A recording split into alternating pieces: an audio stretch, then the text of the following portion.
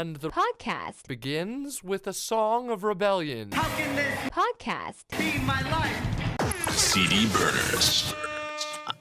Do you know any Ice Nine Kill songs? No. They're one of those bands that's like fucking people like love them. Yeah. And I'm just like, what? I just had one of the guys at emo night this past weekend. His name was Ricky. And he was at Omaha and it went crazy. Really? Yeah. The fuck? Hold on, let's do like one thing. One Google. No, let's see. Ice Spice Nine Kills. Ice Spice Kills. All right, let's just like three.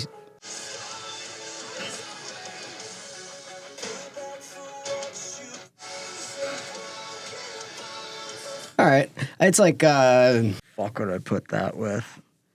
I See Stars. Another one where I was like, what? Like that one like kind of also fell into the. How do you say Spitalfield? You said it right. I said it wrong. What were you saying? Spitalfield. It's Spitalfield? Yeah. Yeah. You gotta have the spit in it. Yeah. All right, great. Okay. That fell into the thing that I didn't know, you know? Hello, everybody. Welcome back to CD Burners. Today, we're talking about The Used, In Love and Death, the second studio album from the band from Orem, Utah. This album was recorded. Orem sounds like a body part. Orem, I hardly know him. It sounds, do you know where that is? Yeah, it's by like Provo. Is it a fairly religious city? Oh, yeah, big time. It was released September 28th, 2004, and it was certified platinum, which means it sold over 1 million copies. Yeah, that's fucking nuts. It is their most commercially successful album to date. This album has a lot of tragedy surrounding it because Bert lost 2 friends, including an ex-girlfriend who was carrying his child. So he lost the girlfriend and the baby and another friend. I read that it was like related. Like none of the songs were written about that, but this happened. They were recording it at the time. There were definitely like songs about her. I don't think it was about the death per se. Maybe there was 1 or 2, but there were definitely like songs about their relationship. Her name is Katie, and they broke up, but they decided to have the baby anyway. And then she died of a drug overdose. Well, give me some more information about this, because I have some strongly opinionated things to say. Like looking up this album and this band in particular for how cult their fans are, and like you said, platinum, and for as fucking massive as they were in my eyes and the people around me, my mind's eyes, it like you gotta like be like, oh, the dead internet theory truly exists. Like their shit is getting wiped off of the internet. It is very difficult to find some stuff that you think would be readily available about The Used and this album. Like it's like on page fucking 400 of Google, because it's really difficult to like get the... You have to use the Wayback Machine. You have to look at the archives and you have to read the articles. Like a lot of them, yes, are wiped. I also think, I don't know why, but I feel like The Used should be as big as like My Chemical Romance, if not bigger. But I think a lot of it has to do with the fact that they never went away. Like they've continued to make music. Yeah. Like they didn't really like let the demand build. And I think that that's, a huge reason why My Chemical Romance is as big as they are now is because they went away for a while. The Used never stopped. Sometimes all you have to do is stop. Sometimes the best thing to do is nothing. Yeah. Sometimes the answer but here's the thing about those guys, and Bert in particular. He's a word guy. Like he looks at the world like as art, Yeah. And I think that for somebody who looks at the world like that, it's really hard to stop making things. He's a genuine artist. It's really hard to stop. I know, like I really relate a lot to him.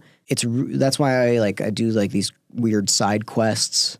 Like sometimes, like when we have so much shit going on, because I'm like, I have to do something. I have to do something else. So to stop doing anything, to stop doing the thing that like I could see it being really difficult. And I think that that's, you know, for better or for worse, it is just what it is. And I know they've done some albums that they're like, yeah, we just put this out. It was a whatever album. It wasn't critically acclaimed. And then there's some albums they put out that they're like, dude, we loved this so much. And we really tried something new, and, you know, it was not well received. And then there's ones that are like, we didn't try and it was well received. And, you know, I think they just continuously tried different stuff. And I really like that. I remember one time he came to you and I like read like a poem for like 2 minutes. Yeah, dude, it was, I think at Emo Night Day, he literally just started saying poetry. He also, dude, like, I remember him like calling out MGK. We had MGK play on the main stage, and then we had Bert and I think it was Quinn or somebody on the B stage, and they performed acoustic, and Bert went into like a monologue of reciting poetry for a really long time, and then he was also like talking shit. But then I think MGK and they ended up like doing something together. Look, I mean, they squashed that beef. Maybe. But I really like this dude. I get it. Yeah, Body Bag featuring Youngblood and Bert McCracken. Yeah, there you go. They squashed it. Maybe that was us. Maybe that was us again. Maybe. When did that come out? That came out after. Did that come out after? It came out with like Tickets to My Downfall and all that. So yes, that came out after we did it. We squashed the beef. We did that. Another thing. Credit to Emo Night that Wikipedia won't ever put on there. And nobody will ever know. Like a blanket statement about the Used is like, I remember hearing this on the radio for the first time. Like I remember this was the first song. Which song? Where that I heard screaming on the radio. What song? Bro, I don't fucking know what song. Whatever song made it to radio. I don't know. All that I've got. I don't know. One of them. But like I remember it's like, and it was the whatever song off this album was the first one that made it to radio was that. And I was like, that was the first time I heard like screaming on radio the way that I wanted screaming to sound. You know, because before it was like I listened to a lot of metal and it never sounded like this. You know, it's screaming, but it's in like a different way. It's like more guttural and like, yeah. He's a great singer as well. There's a lot of stuff, and there's something that's indescribable that you can hear as a drug addict listening to another drug addict, not knowing if they are or not. It's one of those things that I've always said. If you like put like 10 people in front of me and they're like, one of them, like all of them were like, had nothing wrong with them, and one of them had something that we would always like pick that. Well, why do you think Feldmann and Bert like hit it off so well? But like I didn't know anything about the Used, and I instantly was like, oh, this is what I love this, and I really can tell that this guy's not lying. He's not phony. He's giving it his all. It really like giving it his all, but in a way that is sincere and not put together like some of the other or bands of that time where I was like, this sounds like they went into the studio and like had to do this. This album to me sounded like a necessity, and like that's what I heard the first time I heard it on the radio. He also had like literally like my favorite voice, and it was unique in a way. I think a lot of times people go, yeah, this album is great because they have a unique voice. And when you say unique, you're kind of going like, it's a little annoying and different and weird. Can't sing. Yeah, it's like, I think that's like who's that? Jewel? Yeah. You know, it's like that's or a like unique. When you talk about Connor Oberst, he's got a unique voice. He sounds like a goat. Can't sing. He sounds like a goat, you know? And Love like, Connor. But. I love it. It's like, yeah, but that's like how a reviewer would be like unique. But like this was unique in a way that was very good. Yeah. He has almost like the vibrato thing that Post Malone does. Oh, Connor? No. Bert. Connor does too, kind of. Kind of, but like Post and Bert hit the notes. Yeah, Connor does. Connor sounds like a goat. Yeah. I like it. I love it. But I mean, like it was the thing is like in general, I was like, oh, this, these guys give a shit. It felt real. It like resonated with me right away. it hit. There is a attitude, an ego, and an insanity that you can hear in Bert that if you, like I said, if you are a drug addict or alcoholic, like it hits you right away where you're like, oh yeah, I know. And it's like sonar, you know, and those things those things are not necessarily bad. Like, you know, we look at ego as, you can tell when you're listening to the songs, it's like there has to be a little of the ego there because that's what gets you into these things. That's what gets you into like a lot of the trouble in life. There was a lot of tension around recording this album. This is their second one. So like they also had a lot of pressure. So I'm glad that, you know, it came out as authentic as you're saying it is. Like you can hear that it's a real album. Bert is quoted as saying like, it was tense. There was a lot of arguing and headbutting. Everything that went into the record, me having lost 2 friends, tension within the band and tension with our producer, it was mostly positive because it all made the songs come together like magic. Yeah, I heard that he was like, admittedly, Bert was like, I'm not an easy person to work with when like dead set on something, which like, again, relatable. I'm like, I know this is the right thing to do. And you have somebody being like, I want to do this.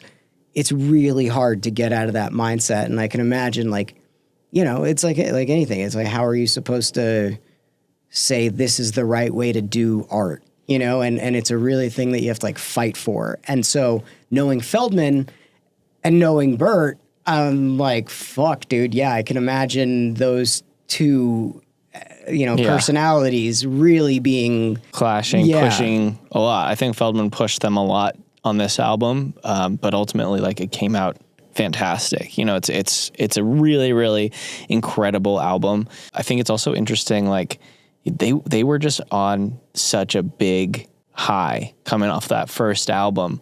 They were a big deal. Like, Bert was dating Kelly Osbourne. That sold like 100,000 records alone, just him being on the show. Like, that show was big. It was like the first reality TV show? Yeah, and everybody was talking about it. And Bert was just on there being fucking insane. And that was good reality TV. What was I remember they like bleeped a name for him and everybody couldn't like figure out what it was. Well, it was something like, it was about him having like an STD.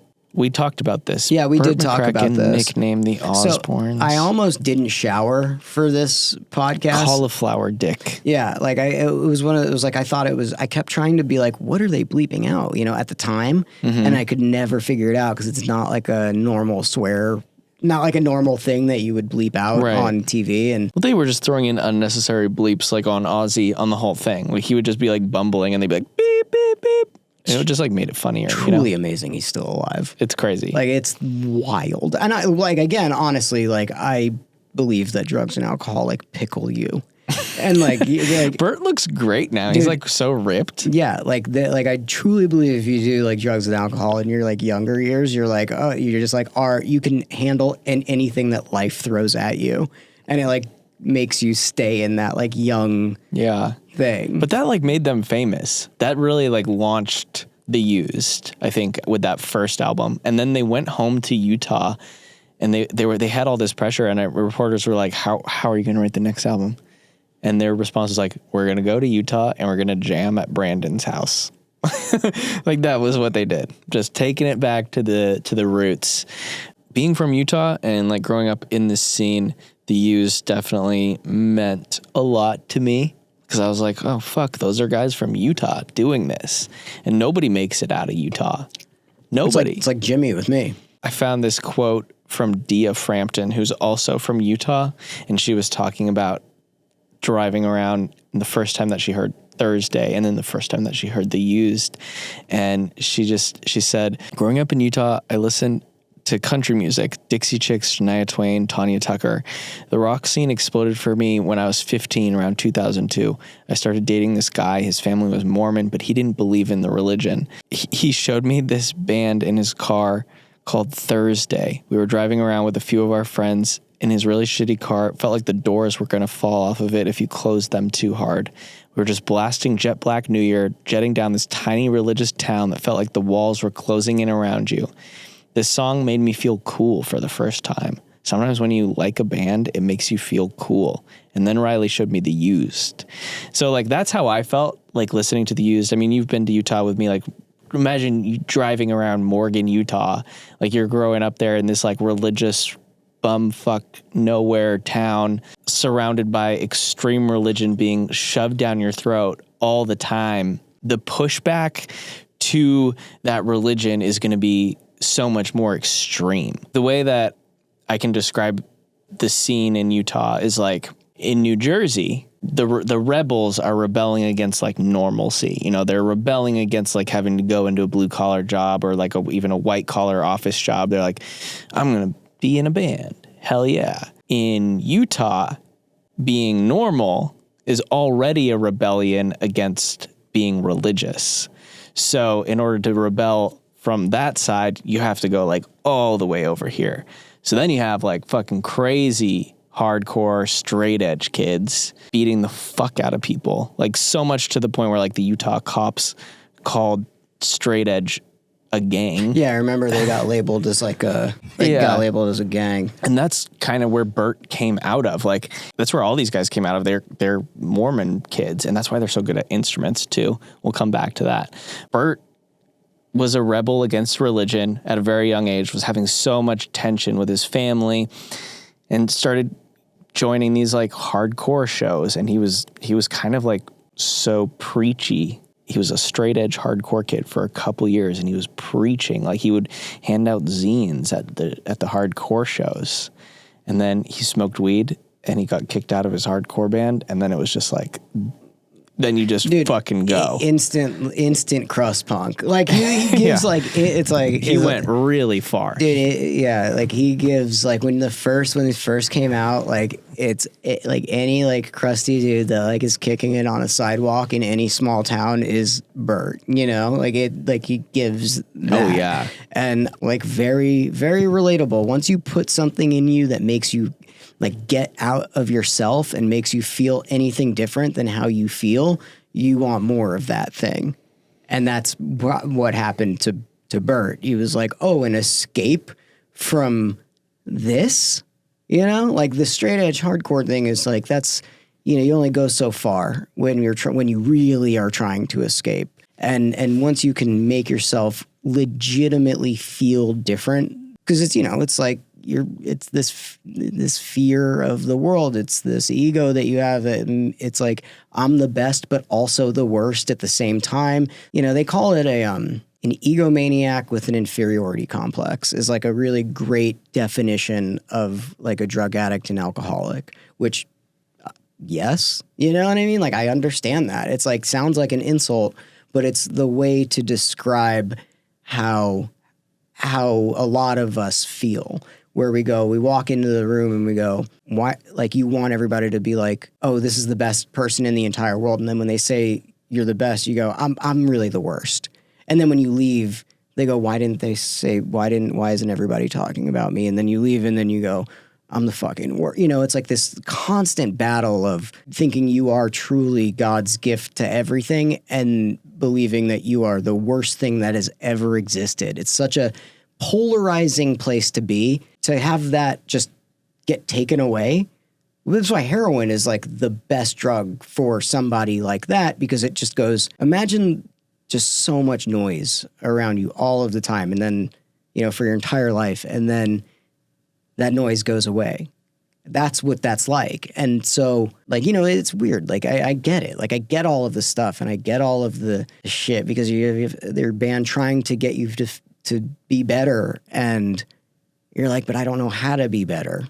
You know, it's like, that's also how you deal with your art. You know, like, I don't think I can make art if I'm not like this. When the truth is, you know, you make better art when you aren't like that. It's just like, you can't get to that side. But I really he was the first guy in this scene where I was like, I relate to. I like more than anybody. Like, I really, like, on the Osbournes, on all this shit, like, I was like, that is the fucking guy that I looked up to as a rock star, you know, as opposed to like what our parents would consider rock star, and what, like, you know, the world considers rock star. I was like, that guy, that's the guy. And he sounded like how I wanted to sound.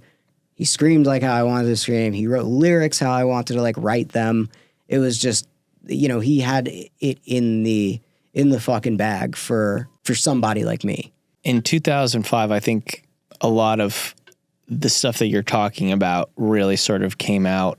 This album came out towards the end of 2004, and then they were on the Taste of Chaos tour in the winter of 2005. So like right after this, that was like right after My Chemical Romance put out like 3 Cheers. My Chem and the Used previously, like before both of those albums, they were just friends. They were just like besties. Like Quinn and Mikey, they were hanging out, drinking all the time. Bert and Gerard are a famous duo. They would just fuck with people. Like they would kiss, they would hold hands. They would just, it was like a shock value thing in like the early 2000s. Be like, oh my God, 2 guys kissing, My Chem started blowing up while they were on Taste of Chaos, and The Used was the headliner, and they were kind of like always used to being the headliner, especially with My Chemical Romance. And it was like this weird thing where like Bert would be like, I'm the king. Like he had that attitude of like, I'm the king of this, Sounds right. My Chem would come out and give it like 105%, and then Bert would like dial it back to be like 95. And every night it would be like 5% less because he's like,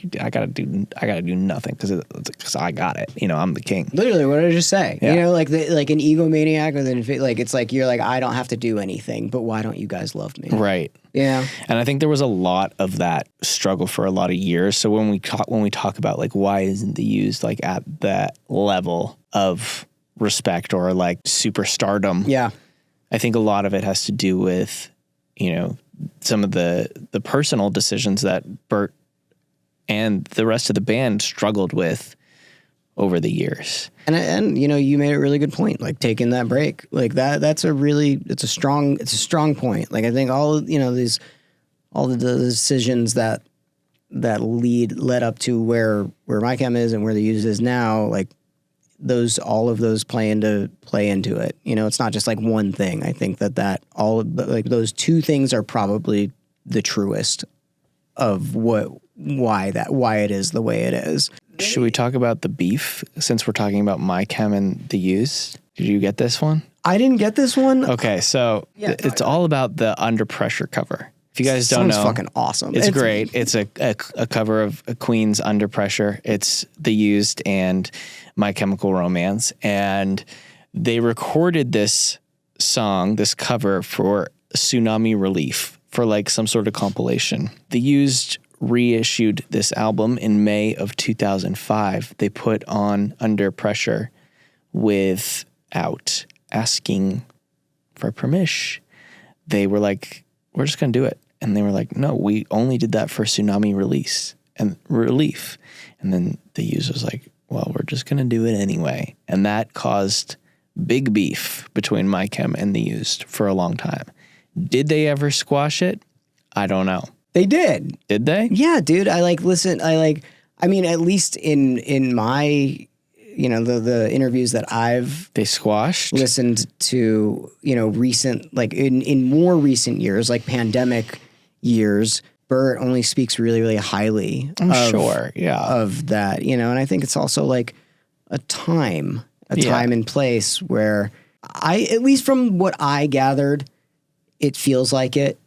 It felt like it. Now, on the other side, We don't know. but I can confidently say half of it has, I think, squashed that beef. Sure. I don't know. A lot of the other stuff that like I was listening to with Bert, like I love, like he feels the same way about me as a lot of shit. He like hates social media, and he's like, I think it's just a fucking cesspool of like. I listened to this really interesting story, and it was around the time of the pandemic, and like he's been, like in my eyes, I think that this scene has been like outspokenly, like for lack of better terms, liberal, like accepting and like very, whatever, come as you are, really is, and no judgment situation, and. Like right around the time of like right before the pandemic, like I guess he got in like some fucking said like some lady on stage or in the front of the crowd was like he like made some sort of comment where it was like if you don't want to get pushed around, like Get in the bag. yeah, like I mean, and I get on this fucking soapbox a lot where it was like we can't, how are we supposed to know everything that's going on with everybody all of the time? Like he said it like way way better. Every person is like, you can't know every person's nuances, all of them all the time. And he was like, I think we should all just like, how I feel, just like respect what everybody else is going on, but you can't put that on anybody else. You can't like. I think you've made the analogy before. I don't know if it was on the podcast, but you were like, it's a recipe for beef stew. And then like somebody in the comments is like, great, this looks delicious. Can you make it for a vegetarian? And it's just like, no, scroll on. Like this is a beef stew recipe. Yeah. It's not for you. You can't accommodate everybody's things. You can't accommodate. And like, I think that knowing how like you said, back in the fucking, when he was with my cam, he was like out like kissing dudes and being all this weird. That goes to show that that's where he comes from, is like not giving a fuck and all this stuff. And then we like move into this world today where it's like, wait a second, I never cared about this stuff. And now you're like making things up for me to like care about and like saying I am this person when that's not what I am.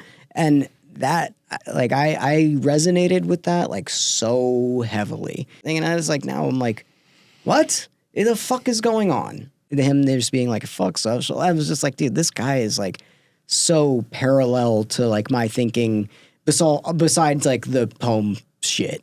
Like I'm not a reader. I felt like there were multiple times on this album where you could tell that it was like a poem that he was trying to fit into a song. It just felt like he had the lyrics first and then he was like trying to shove in all these like syllables into certain places. And you're like, okay, maybe it's just not going to work. Well, I listened to the interview with the fucking, also very, very, very, very big shout out to Jeff Howard, who's the bass player. Oh, Jeff. Like, Jeph. Awesome. Like literally probably my favorite bass playing on. Except for Eben. I fucking love that guy. It is good bass playing, dude. It's awesome. But he was saying that, dude, there's just a poem, like you said, there was like trying to fit it into songs, and then there was like one that just didn't. And it was just like, it said it as a poem, like fuck it, we're gonna just like play it as a poem.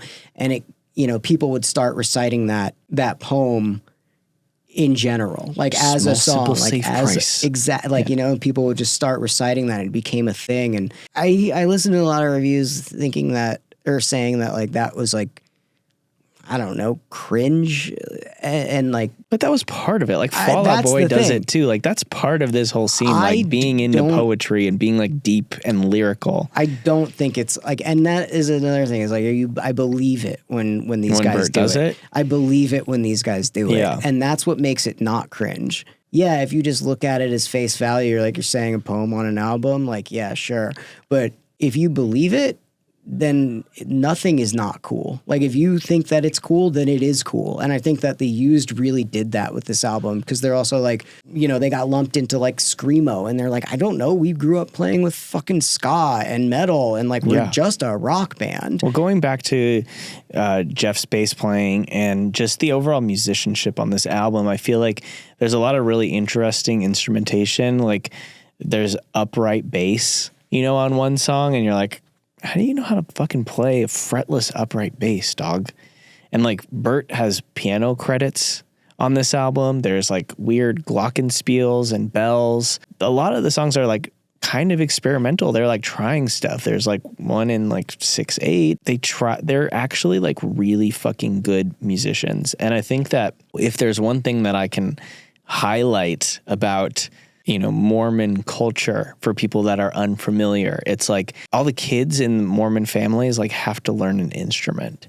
Like that's like a normal thing. Like you start them in piano lessons like very young. Like you look at like when we talked to Cove, like he started singing so young and was like always singing in choir and singing with his family. That is just something that it's like a cultural thing that I know, like from being from Utah, where people are like, how are they so good? And I'm like, well, they're fucking ex-Mormons, and like they're all good at that shit. So that is something that like I put down here for sure. Like the songwriting on this album, and that look, this is what I wrote. I'm just writing it. I'm saying it. The songwriting in this genre is sometimes, for lack of better terms, bad. It's simple and bad, but it's like, that's what makes the song good, right? But the songwriting on, specifically on this album is very, very good, in not a way that feels trying to be like, I'm going to write this in 6/8 to write it in 6/8. Right, yeah. Like it feels really like great song. It takes you through like whatever any dumbass music critic would be like, it takes you through ups and downs and through valleys and hills. And it really does that. And that's like what I like. I know that like a lot of, people really like a lot of lyrics, and I listen to a lot of melody. He is so miles ahead melody wise for singers in general, but especially for this scene. It was simple, but like maintaining this catchiness that feels, it felt like it should be simple, but it wasn't simple. I think the marriage of Feldmann and the Used is something that is extremely rare and should be studied. Like, he got something really special out of these guys. Do you know the story about how they came together? Was it the drummer was like a super, like the drummer, like Brandon was a big fan of celebrities of in general. Goldfinger. No, just really? I heard he was just like celebrities in general, and fucking just would like take pictures with all of the celebrities. So like he would just send this to celebrities. He was actually like a big fan of Goldfinger, and he would like follow Goldfinger. He was one of those fans where he followed them so much that the band knew who he was. Goldfinger was playing this festival. I think it was the X96 festival in Salt Lake City. And he saw Feldmann through the fence and was like, Feldmann, here. And he handed him a tape and had his phone number on it. The next day, or maybe it was like a few days later, but Brandon was at the airport dropping off his brother to go on his Mormon missionary trip. And he gets a phone call from Feldmann that's like, hey guys, like, I love the fucking demos. I want to fly you out to LA. I want to record your album. I want to bring you out on tour with Goldfinger. And like their whole life just fucking changed. They didn't believe it. They didn't believe it because it had already they had already been faked out once. They went up to Sundance in Park City and they met a guy who claimed that he was like in the Offspring. And it was just like when I was in rehab, the guy, my guy claimed to be who's been trained. Exactly. So the fake Offspring guy was like, I love your band. I want to sign you. And they had all gotten like excited about that. So when this Feldmann thing happened, like they were like, okay, sure, Brandon, whatever. But it was fucking real. And they had never like left Orem, Utah before that. Like they got on a plane and came to LA and Feldmann picked them up in his BMW 3 Series. And they were just like these wide-eyed kids looking at PCH and being like, where the hell are we? How did this all happen? It's interesting that you like say that story in particular because I listened to something with Bert. And he was like, dude, I just like don't know what it was. There's so many stories going around on like how we met Feldmann that I kind of, he was like, I know it was the drummer. Like, I know it was the drummer that did something, but I don't know how it was. This is from Brandon's mouth. Then it probably was true because Bert's probably all fucked up. Yeah. Like I don't remember shit. Like so I would probably be like, I don't know, TJ did something, and you're like, know exactly what you did, and I'm like, could be right or wrong. You know, like and so it's really funny that you got that one like the legitimate one, and I listened to Bert, and he's like, I don't know, I think this happened. Maybe there's a lot of stories. Which is really it's like a very lot funny of stories in the world. There's a lot of stories in the world. Do you remember how Bert used to throw up? A lot. That was like his thing. Yeah. He was the throw up guy. That's the thing. It's like so cool to me. That's like so cool to be just like so just disgusting and just puking and like on the show like shooting snot rockets and shit. Like just so cool. Like to it also like kind of speaks to like that rebelling against like how much can I it's like Gigi Allen-esque where it's like, but that was all Gigi Allen sucked. But like he's like literally like the worst songs I've ever heard in my life. But like it's like awesome that he ate his poop. Like that's the cool thing about it. But this guy could like Bert is different. Like there is a fucking immense amount of talent in addition to being disgusting. And to me that was very, very cool. What are your standout tracks? Dude, I don't know. You put on this fucking album like right away. These albums that we've been doing, like I got who the Used was with the first song off this album, Take It Away. Well, it's interesting because I feel like Take It Away is more reminiscent of the first album than it fits like with the rest of this. I feel like it kind of bridges from the first album to this album. Like this album's definitely more diverse in song style and like it's more experimental, but like that song feels like it could be on the old album. Yeah, I like that. And it's cool because they win their old fans back immediately. Right. It did the thing for me. Like hooks them. Yeah, it did the thing for me. And that's like what I'm saying is like it really like it'll like be a motherfucker, and then it'll take you, be like, all right, this is a softer thing, and you love it because you already know that they did that.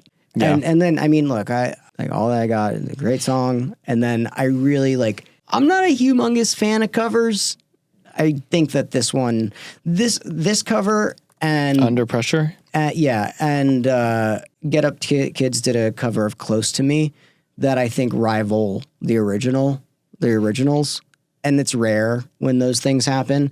I listened to a cover of, there's another cover. Oh, when we were doing Jimmy Eat World, there's a couple bands, gonna remain nameless, that did like a cover of like Bleed American and stuff like that, or like, you know, they're big now, and I was like, this just doesn't do it for me. Like, it just, you might as well have not done it. And these, I feel like, are necessary to the song. Like, they do something different, you know, than just like being like, all right, let's cover this song. I think it also captures the lightning in a bottle that just was Bert and Gerard. Dueling powerful forces coming together on one track is undeniable, especially like a song like that. Something that not, you know, we re-record 2 in a day, and something that the dude from fucking Seinfeld, what was the band name? Silverstein said that Shane from Silverstein said it really like stuck with me, because it's something that like I believe very, very, very strongly. You know, when you're in a studio, and I guess with any art, it might be the correct take, but it might not be the right take. Like, everything might have been there, and everything might have been on key. It might be perfect, but it is not the right take. And I think that Feldmann did that with this album. Like, he had a really fucking strong ear for being like, this is the right take. Yeah. This is the right way this sounds. Yeah. And I know that like Feldmann gets like ripped a lot for like overproducing sometimes. And I don't think that this is the case with this album. I think it was like done the way that it should have been done. Absolutely. I agree. My favorite, I love All That I've Got. Like, that chorus melody is crazy. I mean, it's like, I think all like really the melodies on this album. Sad. I didn't even know this. All That I've Got is inspired by the death of Bert's Chihuahua. Oh, that's sad as hell. Yeah, his Chihuahua was named David Bowie. That sucks. I hate that. I don't like a dead dog song or a dead dog movie, which is interesting that you say that, you know, because what we go into next is like, if you like this, you might like this. Mm-hmm. And I like kind of couldn't think of one. And then one popped into my head who also has a dead dog song that I hate and skip past it, but it's such a good song. But I don't know, maybe I'm trying to connect the dots here a little bit, but I put Pup. Like, if you like The Used, you might like Pup. Like, I feel like they give that, there's like the melody and the way that the instruments sound and the energy that is given. I feel like, I don't know if I'm reaching, but but they also have like a Dead Dog song there. I'm like, stop, don't play that one, because it's in like a row of incredible songs. Pup is truly fantastic. Dude, if you like this, you might like that. I don't think I even put anything, because like, I don't think that anybody does this as well as they do. I agree. And that's why I'm saying I might be reaching a little bit. Nobody comes close to this. I might be reaching, which is an incredible compliment. Like, what a really great compliment. Like, I looked at the related artists on Spotify, and it's just like, no. Like, these are in the same scene, but like, nobody can hold a candle to The Used. Yeah, this, you know, and I know that like our former business partner Babs, this was like, she fucking shit her pants over The Used. Like, this was like her favorite fucking band. Like, maybe AFI. Maybe but like also, but like, it's just also, not the same. It's not the same. It's like it doesn't have this like raw emotion. Yeah, I thought of AFI, but it's also like people know AFI, and I was like, maybe how, I don't know. I feel like I've been trying to reach in a way where it's not identical, but it is true. Like, I had a really hard time with if you like this, you might like that for this, and I think that that's a really huge testament to who The Used is. But I also just really want to shout out their bass player. I think he's fucking awesome, and he's been in the band. My name's Jeff. I think he's been in the band like the same amount of time, and he dresses cool. Like, he's always just been like a cool guy. Like, I think he's cool. I think that's about it. That's all I have to say about this album. Do you have anything? I don't know, dude. I probably do have a lot of stuff to say about this album, but I'll leave it out because we have to talk to Feldmann. We get to talk to Feldmann. We get to talk to Feldmann. That'll be fun. We've talked to him, but never about this album specifically. Morgan, you know him pretty well. Yeah, I'm excited to talk to him. It'll be a good interview. You guys, hold on 1 second. Ghost energy for when you stop doing heroin and then now you need something else to do. All right. That's a good ad. You think Bert likes Ghost? How could he not, right? It's so good. It's the best. He has to like it. I don't know if he drinks coffee. He's got to drink coffee. He probably drinks Ghost and then hits the gym. Yeah, he's pretty ripped now. Yeah. He said actually after trying to get over addiction, this is one thing he did say that I didn't agree with about addiction, but he was like, you got to find something to fill that space. And for him, the first time when he stopped, it was books, obviously. And, I don't think that, at least for me, and maybe that worked for him, but trying to fill that hole with something else, it's not the right thing. For me, it wasn't the right thing to do. Like if I was just books or the gym. Here's what happened. Or both. Here's what happened. Books. But for Bert, he said books the first time he got off drugs. He was like, I just filled it with reading all the time. And he was like, but that's a really isolating thing. Here's what happens when most people get off drugs and they have no sort of program to follow. They go, all right, I'm getting really into the gym, gambling, or fucking. Because those are things that and for food. Some things those are that reward you. That aren't that. And I think that, trying to replace one thing with another is not the way to do it. So if anybody is, going through it, talk to me. Dr. Bob's Nightmare. Dr. Bob's Nightmare.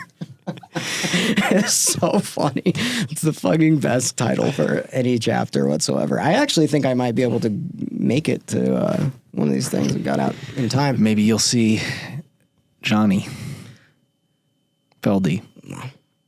Okay, everybody, thank you for listening to CD Burners. I'm excited to hear what you guys said that we got wrong. Here is John Feldmann. Dude, thank you so much for doing this. This is it's interesting to talk to you about something that you did a while ago and through your entire discography and career. It's an interesting thing to kind of pinpoint. So I'm interested to see your take on this whole thing, which is, the Used album. We're talking about In Love and Death today. I love it. So it was the second one you did with them, I believe. It's a really great album. We had a really fun time digging into it and listening to this album. I mean, the songs are incredible. There's so many different styles, so much fun instrumentation. It felt like you and the guys really created something magical, and it felt like the band kind of really came into their own on this album. One of the things that I read about a lot with this album was that there was quite a bit of tension in the studio between you guys and the band. And there was a lot of tragedy surrounding, Bert's personal life. Coming in as the producer on this project, how was it dealing with all of that and everything that was going on with the band and the tension that was happening in the studio? Yeah, it's a lot, man. I mean, look, I found the band, I guess, late 1999. I mean, I got them signed to Warner Brothers as part of my own deal as an A&R guy at Warner Brothers, working with Tom Whalley through Guy Oseary. So it was like a seminal moment in my life as a kind of music executive. They really helped me. I had already had a deal at Maverick with Guy, and the Used kind of transitioned me over to Warner Brothers with Tom Whalley, who ended up A&Ring the record with Craig Aronson, the In Love and Death album. So, there was a lot of history. And look, Brandon Steinecker really fought for me to get my deal at Warner Brothers. He was kind of the business guy in the band back then. It was Bert and Quinn were the creatives, and Jeff was always kind of, kind of like a hippie in the best of ways. He was very kind of hands off, and Brandon really ran things. And so as much tension existed between Brandon and me during In Love and Death, because it was really him and I, to be, at least in my memory of making that album. And it was never anything where it came to blows or anyone was going to quit. Bert's always, was a little bit elusive when it came to like his dedication to the art versus his dedication to his drug use and to, personal issues he was having at the time. But, it is interesting. Just to kind of close the door, like on the Brandon thing, when we were about to make the third album, Brandon was really running charge of getting me off the project, like trying to get me, kind of fired as a producer, which, Quinn and Bert were never, I'm sure they had thoughts of working with other people, but they always kind of had my back. And it is interesting to see some of these interviews that happened with Brandon post record, since he hasn't been in the band. I never had anything, but look, some of the headbutting that Brandon and I had made this album as interesting as it is. I listened to these drum sounds, and Brandon had like 3 kits set up, like the big kind of John Bonham sounding kit, the rock, like real tight kit, and then the little hip hop kit that he had set up. And so we were constantly trying to chase the best drum sounds we could get, and always trying to be as creative as we could get. And part of it was the time it took to get these drum sounds was a lot of the headbutting that Brandon and I had.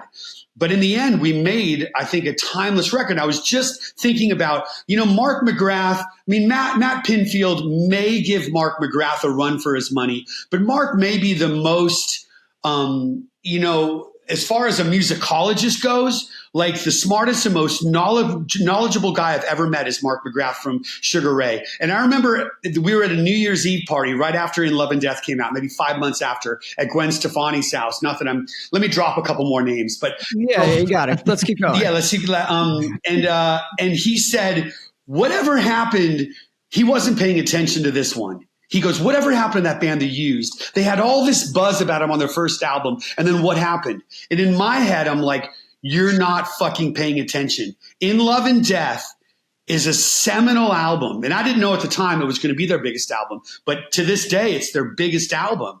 And as much as we butted heads and all the shit that went down, Bert's girlfriend dying, his dog dying, all that shit that happened, we made a classic. To this day, I stand by that. I agree. Wholeheartedly. I agree. We listen to a lot of albums. We've been doing a lot of albums, and the first sounds you hear on this album, you're like, oh yeah, and like I say, and I tell this on the podcast because we record the podcast and then we do the interview.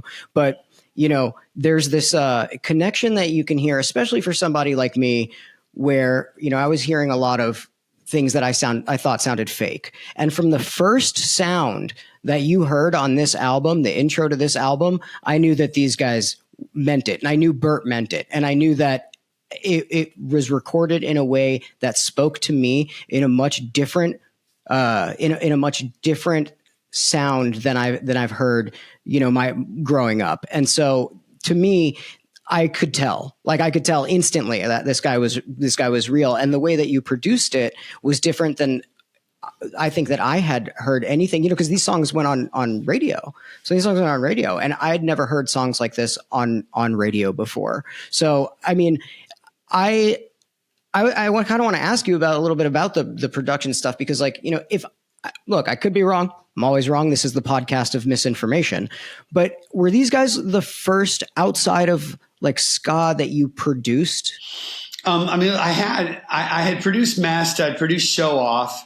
And, I produced a couple local bands, but the Used were the first band that really connected on a global level for me. They were the band that put me on the map as far as a producer. And there's no question, I owe so much of my career to these guys allowing me to produce so much of their music throughout the years. And I cut my teeth learning.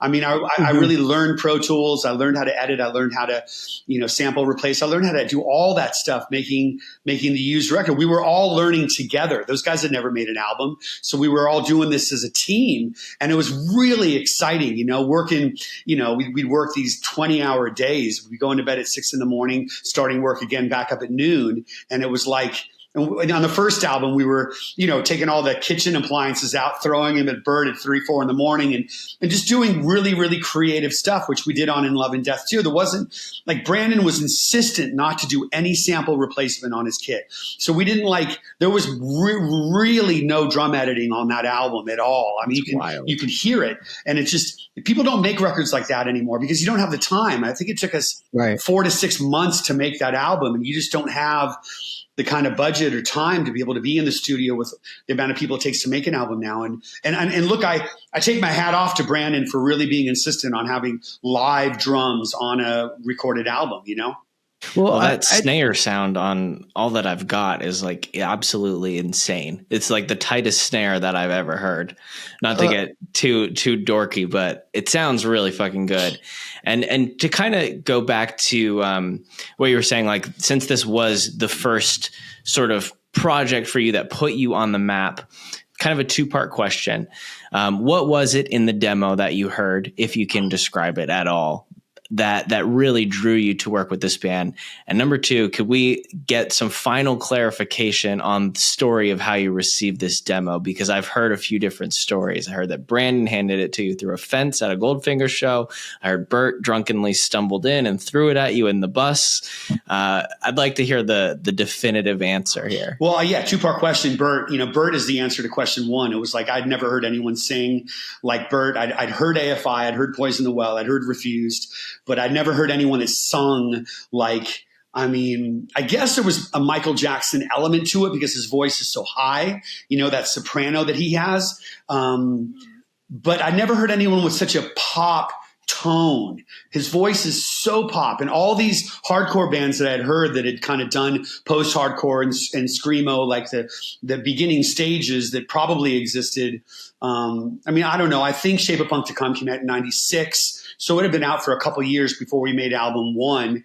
And I think, look, Brandon and Jeffo was singing in the first incarnation of The Used. And I had heard their music I think they had camped out at Mojo Records because that was the label that Goldfinger was on, and Brandon and Jeff were Goldfinger fans. And I'm not sure, I think Quinn was, I'm not sure Bert was on any level. So Bert didn't give a shit about me or whatever. He was just like this hardcore kid that, so Brandon probably handed me a demo cassette that I passed on because I didn't really get it without Bert's vocal. But the tape that Bert threw on my bus in a drunken frenzy and literally got thrown out by Paul Scholl, my tour manager at the time. This little guy that was probably 80 pounds soaking wet. He literally picked him up and threw him off the bus. The next day I listened to the demo that had Bert's voice on it. And that's the one that got me really excited when I heard his voice. At the end of these albums, or at the end of these episodes, we try and figure out sort of, if you like this band, you might like this band. And until you said Refused, we had a really hard time picking other bands that sound anything close to The Used. It's like they're in sort of a lane in their own, even though they fit in with all of the all of the bands that we grew up with. It's a very distinct sound. And kind of going back a little bit to what I was talking about with you, this being one of the first this mess and the pop punk and ska stuff, what was was there fear there of being I don't know how to, this is a new thing. I don't know if I'm going to be able to, how am I going to do this? Is this is a completely different thing for me. For personally, was there I'm interested because I'm going into a situation being shit, do I know what I'm doing? Well, what do they say? You can't be in fear and faith in the same time. And I've always tried to jump both feet into faith as much as I can in all my, in my overall career. It's I remember at one point when, I actually made a little EP with Sonny, from First to Last, before Skrillex existed. And, we did a few songs. This is probably right after In Love and Death, and he really changed the scope of music. I'm sure you guys remember EDM being all that anyone listened to. It was, between, Swedish House Mafia and just all these, it was like EDM was the thing after it was going to kill rock. And someone suggested to me, a manager at the time said, you should change your name to DJ Felchman or something, fucking ridiculous. And all I've ever done is kind of gone forward. Tom Whalley really taught me that, because Tom Whalley, who signed Linkin Park and Green Day and My Chemical Romance and like legendary Tom Petty and so many epic bands, I never once witnessed him focus on the failures. I never heard him talk about the ones that didn't make it. And I'm sure he had, 30 or 40 losses for every one that like stuck, that went through and made it. And I really learned so much from him, to the idea that like it's going to be okay, and to live in faith, and to say I love my life whether I mean it or not. And making that the first Used album was definitely like an experiment. Like I said, all of us were in there, and I know The Shape of Punk really influenced Quinn a tremendous amount, and I know AFI really influenced Bert a lot. I mean, there's a picture with Davey screaming at some little, VA hall with Bert right there in the front when he was a little kid. So, I mean, they have their influences, but no one had the same influences that the Used have. And the way that Quinn used his Green Line 6-pedal for all those like insane Radiohead sounds that Quinn came up with, I just never heard any of that music. And a lot of the times all I had to do was push record, because those guys had they had a vision, and it was my job to kind of rein in for every 100 ideas Quinn had. I had to pick the 2 or 3 that were going to make the song. Like, I mean, take it away. It's just like that riff that Quinn had. I'm like, that's the beginning of the record. Like I knew what it was going to be. And, and it was kind of like my job just to take it and put the pieces together to make the songs that were already there with all their ideas. This is a big question from me, because everything that we do, whether it's failure or success, I always go like, what can I learn from this? And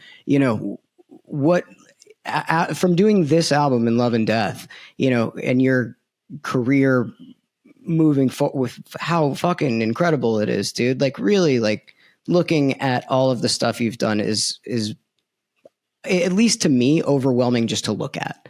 And so like from this album, what did you learn? What did you learn from doing this album? I mean, look, Bert was the great lesson for me, because I mean, he witnessed Kate dying. He witnessed Bowie, his dog, dying, and both of those. I mean, Bowie was like, he always had this dog with him as his best friend. And look, I'm not trying to compare a human life to a dog's life, but I've lost dogs, and it's one of the most tragic things you can go through. It's the loss of an animal like that. And he went through both of those within a month of right before we started this record. We actually had to push back starting the record because of these tragedies that happened in his life. And, the idea to witness Bert showing up every day, no matter what he was going through, it gave me strength to say, if this guy can go through it and create the kind of art, like all that I got was written about Bowie, and that became like probably the biggest song on the record. I think it is. And the way that song came out, it's just like I get goosebumps. And it's the one song whenever I go see a Used show that Bert pulls me up and has me sing with him. So I know that the creation that we came up with on that song together is magic. And the idea of just sitting in your own space, no matter what is going on in the outside world, and just sitting there, not getting up and running away, but just sitting there, is so much of the lesson I learned making that record with Bert. And a lot of the people, like he brought in that guy Sean from Coalesce. I'd never heard Coalesce. I didn't know. I mean, I wasn't like a hardcore kid. I grew up on punk rock, and it was like he brought in like this guy, and I'm just like, who the fuck is this guy? But he's like a legend in the underground movement. And then he opens his mouth, and it's like this guttural scream. I'm like, how are we going to put on Lunacy Fringe and all that I got, along with sound effects and over dramatics, on the same album? But then Bert, reminded me that I told him Blackbird and Helter Skelter are back to back, on a Beatles album. And it's like, if they can do it, we can do it. And that was, he reminded me of that lesson. So taking it back a little bit to the ideas that you said that, Quinn especially was bringing to the table. And there's a lot of like creative choices, I think, with the instrumentation. I think, there's like toy pianos, and I read somewhere that he had like a vibrator on the guitar at one point. Like, were these all the just things that like he brought to the table, or were they things that just like kind of happened in the moment, or was that more coming from you being like, hey, I have a glockenspiel over there, let's try that? I think it was a hybrid of both. I mean, Quinn is, I don't know, he may have the most raw talent of anyone I may have ever met, as far as just like born with this gift. And the way he plays guitar, I've never met anyone that plays like him or has that ability to just create, like give me goosebumps and make me want to cry and laugh at the same time, the way this guy plays guitar. But, to contain him and to make, a 3-minute song out of his style was the challenge. And so I would always I can't say for sure where the vibrator came from, but I know it was, those guys didn't bring it from Utah. I'll just say that much. It wasn't, they didn't bring it with them. So when we would come up with these ideas, and I think there's a clip like on the first album of me, we had this moment that we were going to make this, make that I was this hard ass producer and make this video clip where I was like this brutal guy to work with.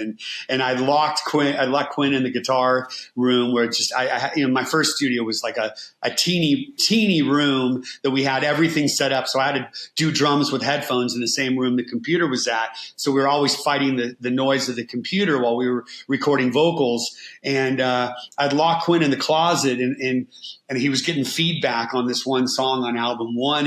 And I opened it up. I'm like, you're not doing it. We were filming it. I'm like, you're not doing it. Yelled at him. And Bert came in, and Bert wasn't in on the joke. He was like, what the fuck are you doing to Quinn? Like, it was so great. And I've met so many people in bands that have seen that video clip on YouTube and have been scared, legit scared of me because they think that's who I am, which is fucking classic. But look, after the first album, before we made this record, I mean, Bert was dating Kelly Osbourne, and we had, and it didn't end up being, they were meant to be together. They broke up, and it was probably under unfortunate circumstances. But at the time, and probably to this day, Sharon Osbourne was like the GOAT of all marketing and promotions in rock music. Ozfest, like they were on Ozfest, and it was this huge thing. And, the rumor was that Sharon was going to cancel the band because Bert broke Kelly's heart. And so we were going to radio with, I think it was Buried Myself Alive. And it was like, it got canceled.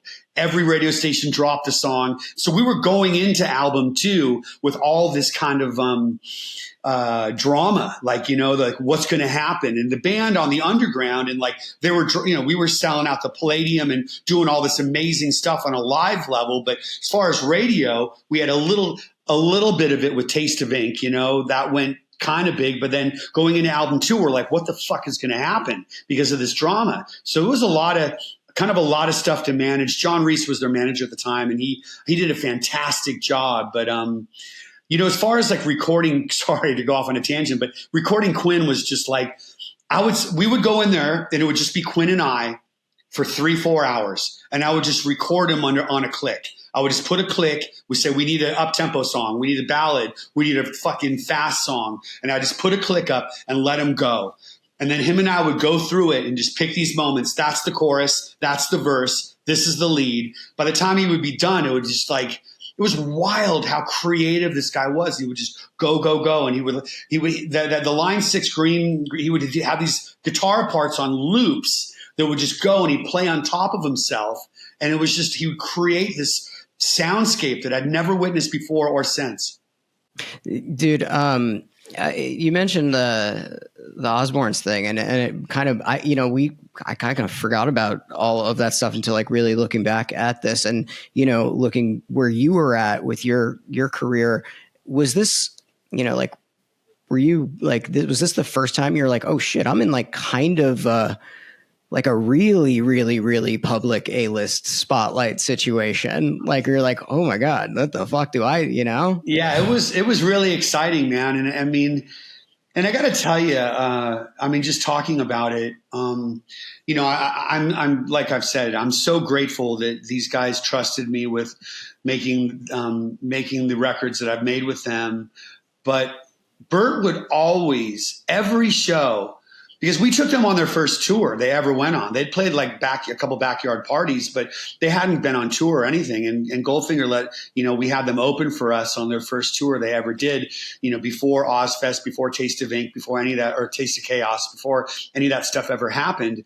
And he would always say, no matter how big the crowd was, John Feldmann discovered us, and we owe it all to John. I mean, he would always say that every show I went to, and no other band I've ever worked with is like really kind of like giving me that kind of, I don't know. It just, I always felt like I was part of the band, which it felt like, I mean, I don't know. It warmed my heart so much to feel like what I did with this group was not just getting them signed or producing a record. It was like part of all of it. Like you just said, like the idea of witnessing, Bert dating celebrities and, all the band, and Bert discovered My Chemical Romance, got them signed, all the stuff that happened. Like I always felt like I was a part of it, even though a lot of it I was just an outsider looking in. It always felt like I was right with them, No, I think in the history will show that you are a part of it, whether you felt like it at the time or not. And so it's been really, I mean, honestly, this is one of the cooler stories and the cooler albums that we got to do. And, I only have like one more personal question to ask you. It's, in the studio and dealing with somebody like Bert and then somebody like yourself, like, how did you separate that, and how did you deal with when things started to get it, or if they got out of control? Like, were there times I don't know, I have to deal with this a lot now, being in doing what we do, and I've got a way to do it, but you're kind of more confined and working in a more creative space and for longer hours and can't leave. Yeah, look, when it comes to like, I don't do drugs or drink, and I'm not a straight edge guy. I do it because it's, life or death for me. And so I think that this In Love and Death project was a perfect example of me, putting my recovery first, always. And I really, album one, Bert was very aware of my lifestyle and how I live my life. And he never disrespected me in that way, that when he was doing heavy drugs and really going off the deep end, it was never around me. I know he was on the road. I know he was on days off in the studio, but in the studio, he was always focused. I'm sure he smoked some weed, and I'm sure like once in a while he'd drink, but it was never like the heavy drugs never happened. And look, they say, we don't go in the dark to rescue these people. We stand in the light so they can see us. And it's like, it was never my job to rescue Bert. It was my job to stay clean, stay sober, and be the light. And, Bert hasn't done, any hard drugs in ages now. And his life is definitely transformed. And he's got, kids and a wife, and a very different life than he had when we made this record, which was like, I mean, his life was chaotic back then. And it was like they came off the biggest year of their life on the self-titled record, going into making In Love and Death. We were like, how are we going to one up that? Because they have their whole lives to write these riffs and these songs. And then we had 6 months to write In Love and Death. And so, when it came to Brandon being so hardcore, I mean, Splice didn't exist. I mean, we weren't taking loops off the internet. We weren't like looking for 808 or snare sound or a trap hi-hat on Splice. I mean, we were creating every sound from scratch. Everything on that record is made from scratch. I mean, we recorded the strings at my house, the orchestration. Jeff on Lunacy Fringe played upright bass on it. We would rent out these instruments. I mean, I had this vintage C12 AKG microphone that was like a $15,000 mic, and Bert would like I wanted to have this vintage sound of this modern record we were making. And Bert he'd scream so hard. We had the trash can next to us so we could throw up because he'd be screaming so violently. And he would spit on the microphone. He'd get a little bit of spit on the capsule and it would kill the mic for like 2 weeks. We couldn't do vocals because I had to fucking get it clean from the one guy in LA. And he fucking died during that album, the fucking mic cleaner. We had to buy another one. So it was like, we really took this record very serious about how we created those sounds. Dude. Love it. Incredible, Well, thank you so man. much for getting on the CD Burners podcast with us, Mr. Feldmann. Appreciate it. It's been super insightful. Thanks for all the creations that you've put out into the universe, especially this album. It fucking changed music forever. And I know it changed Morgan and I's life and probably our career. I don't know if we'd be on this call or, we're looking back on 10 years of Emo Night. I don't know if that would exist without the Used either. So Thanks, dude. Appreciate it. And hope you have a great rest of your week. Fuck yeah. Thanks, boys. And thanks, man. Like out of all the stuff you've done, I really, really look up to you for, the first thing first through it all. So throughout all of the years I've known you, it's awesome, man. Thanks, boys. Thank you, dude.